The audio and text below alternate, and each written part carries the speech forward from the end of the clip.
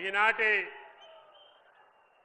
Congress party కార్యకర్తల సమావేశానికి అదేవిధంగా మున్సిపల్ ఎన్నికల సన్నాహక సమావేశానికి ముఖ్య అతిథిగా విచ్చేసినటువంటి గౌరవనీయులు రాష్ట్ర ముఖ్యమంత్రి వర్యులు రేవంత్ రెడ్డి గారికి, సభాధ్యక్షులు పాలేరు శాసనసభ్యులు శ్రీనివాసరెడ్డి గారికి, సహచర మంత్రివర్యులు ఆర్థిక మంత్రి బట్టి గారికి, నీటిపారుదల శాఖ మంత్రులు ఉత్తమ్ గారికి, ఇన్ఛార్జి మంత్రివర్యులు శ్రీహరి గారికి, ప్రియమైన పార్లమెంటు సభ్యులు, శాసనసభ్యులు, కార్పొరేషన్ చైర్మన్లు, ముఖ్య నాయకులు, పత్రికా విలేకరులు, పెద్దలందరికీ హృదయపూర్వక నమస్కారం. సంతోషం. ఏర్పడ్డటువంటి తెలంగాణలో అసాధ్యం అనుకున్నటువంటిది కాంగ్రెస్ పార్టీ తెలంగాణ ఇచ్చినటువంటి సోనియా గాంధీ గారి యొక్క కలలు నెరవేర్చడానికి, ఆమె అనుకున్నటువంటి తెలంగాణని సృష్టించడానికి, తెలంగాణ ప్రజల కోరికలని, ఆశలని, ఆశయాల్ని తీర్చడానికి ఏదైతే కాంగ్రెస్ పార్టీని అధికారంలోకి తీసుకురావాలి అని కాంగ్రెస్ పార్టీ కార్యకర్తలు, నాయకులు కోరుకున్నటువంటి అసాధ్యమైనటువంటి కోరికని సుసాధ్యం చేసి ఆనాటి పిసిసి అధ్యక్షుడిగా, నేటి రాష్ట్ర ముఖ్యమంత్రిగా ఈనాడు మన జిల్లాకి ఇచ్చేసినటువంటి రేవంత్ రెడ్డి గారికి ఉభయ జిల్లాల కాంగ్రెస్ పార్టీ ప్రజల తరఫున స్వాగతం, సుస్వాగతం. ఈ జిల్లాలో ఎన్నో అభివృద్ధి కార్యక్రమాలు చేసే అవకాశం నాకు సుదీర్ఘకాలం లభించినప్పటికీ నా జీవిత కోరిక, నా జిల్లా ప్రజల యొక్క శాశ్వత కోరిక దగ్గరలో ఉన్నటువంటి గోదావరి జలాల్ని ఈ 10 నియోజకవర్గాలకి పంచాలనేటువంటి ఏకైక లక్ష్యంతో నా యొక్క కోరికని మధ్యలో ఆగిపోయినటువంటి సీతారామ ప్రాజెక్టుకి ఇంకా 4,000 కోట్లు అధికంగా ఖర్చు అవుతుంది అని చెప్పినప్పటికీ ముఖ్యమంత్రి గారు, ఆర్థిక మంత్రి, ఇరిగేషన్ మంత్రి యొక్క సహాయ సహకారాలతోటి గత నెలలోనే దానికి రివైజ్డ్ ఎస్టిమేట్స్ కూడా శాంక్షన్ చేసి ఈనాడు భూసేకరణ చేసి తద్వారా అన్ని నియోజకవర్గాల్లో గోదావరి జలాలు పారించడమే కాదు, భవిష్యత్తులో కృష్ణా జిల్లాలో మనకి ఇబ్బంది వచ్చినప్పుడు కూడా ఆ ఆయకట్టు 3 లక్షల ఎకరాలని కూడా స్థిరీకరించేటటువంటి మహద్భాగ్యాన్ని ఇవాళ కార్యరూపంలోకి తీసుకొచ్చినటువంటి ముఖ్యమంత్రి గారికి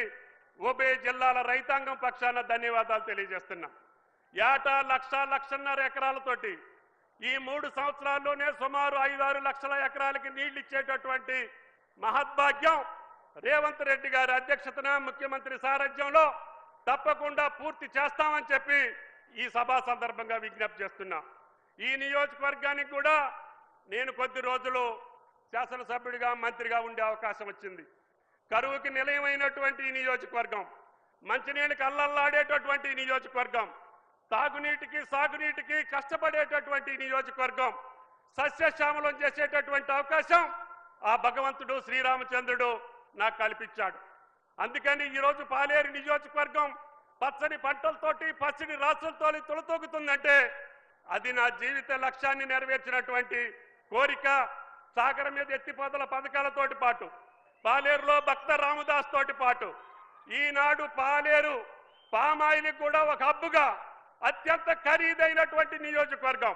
ఒకప్పుడు పాలేరు అంటే పిల్లని ఉన్నటువంటి నియోజకవర్గం, ఇప్పుడు మీ పిల్లని చేసుకుంటామని వచ్చేటటువంటి నియోజకవర్గం, మీ భూముల్లో పంటలు పండి పసిడి రాసులు నింపేటటువంటి నియోజకవర్గం పాలేరు.